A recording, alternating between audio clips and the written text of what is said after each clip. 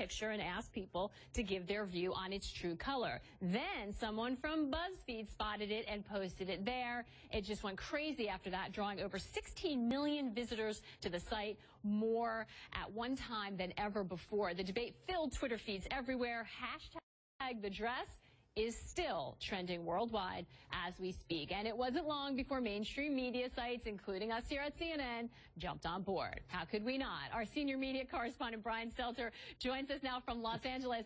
Brian, this is just, it's incomprehensible, really. We talked about that dressmaker feeling like she won the lottery. I have a feeling that BuzzFeed comes out a winner here, too. Absolutely. I wore blue and black for this conversation, Maggie. BuzzFeed last night, their servers actually had a hard time keeping up with all the traffic, and that's something remarkable given that BuzzFeed is one of the biggest websites in the world already. It was a moment where I think we saw the power of Facebook and Twitter to drive traffic to websites, including BuzzFeed, but many others as well. At one point last night, BuzzFeed had 670,000 people simultaneously on their website.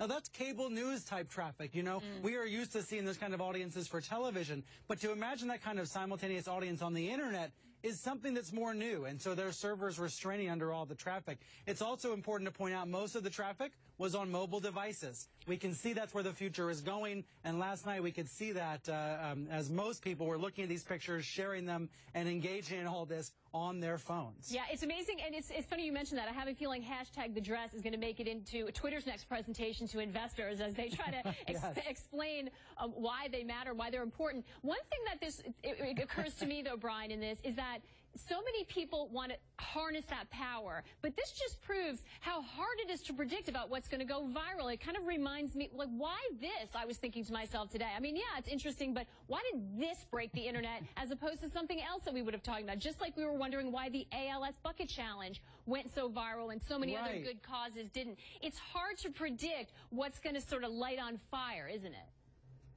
It is almost impossible to predict it. I mean, even sites like BuzzFeed, which exist to try to figure it out, have a hard time. And, you know, they publish so many different stories, not knowing which ones are going to stick. The key for a site like BuzzFeed, or frankly for a CNN, is to, once something starts to be trending, to jump on it, to capitalize on it. BuzzFeed posted more than a dozen stories last night about this thing, and they're still going at it today. You know, it's to be able to capitalize on it that is key. I would also say there's a couple of things we can point to as indicators. This story went online at about 6 p.m. Eastern time last night. So that's about prime time for peak web traffic. They were able to ride this at 7, 8, 9, 10 p.m. It started to slow down around midnight because people started to go to bed. So they didn't time this on purpose, but the timing worked out pretty well for them. It's also worth pointing out it was a very simple, entertaining story. Everybody could have an opinion about it. Everybody does have an opinion about it.